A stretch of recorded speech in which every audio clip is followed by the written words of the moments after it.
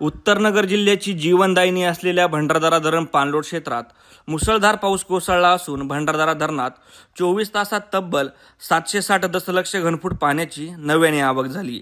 त्यामुळे भंडारदरा धरणाचा पाणीसाठा 3994 दशलक्ष घनफुटावर म्हणजेच 4 TMCवर जाऊन पोहोचलाय। नगर जिल्ह्याची चेरापुंजी समजल्या जाणाऱ्या भंडारदरा पाणलोट क्षेत्रात गेल्या 4 दिवसांपासून मुसळधार पाऊस कोसळत आहे। काल गुरुवारी दुपारी दिवसभर भंडारदरा पाणलोट क्षेत्रात मोठा पाऊस झाला, मात्र रात्रीच्या वेळी पाऊस थोडा मंदावलाय। त्यामुळे धरणात पाण्याची आवक काही अंशी कमी झाली आहे। वाकी धरण भरल्यामुळे खाली असलेल्या निळवंडे धरणातही 238 दशलक्ष घनफूट पाण्याची आवक झाली आहे। त्यामुळे निळवंडे धरणाचा पाणीसाठा 2863 दशलक्ष घनफुटावर जाऊन पोहोचलाय। तसेच हरिश्चंद्रगड परिसरात मुसळधार पाऊस सुरू असल्याने मुळा नदीला पूर आला आहे।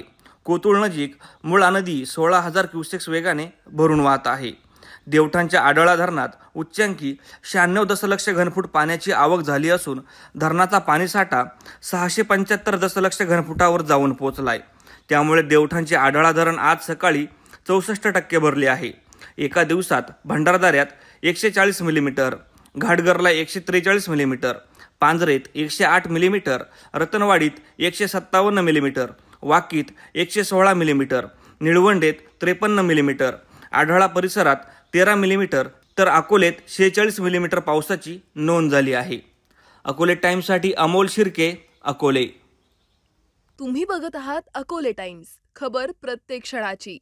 आमच्या फेसबुक पेजला लाईक करा आणि यूट्यूबवर चॅनलला नक्की सबस्क्राईब करा।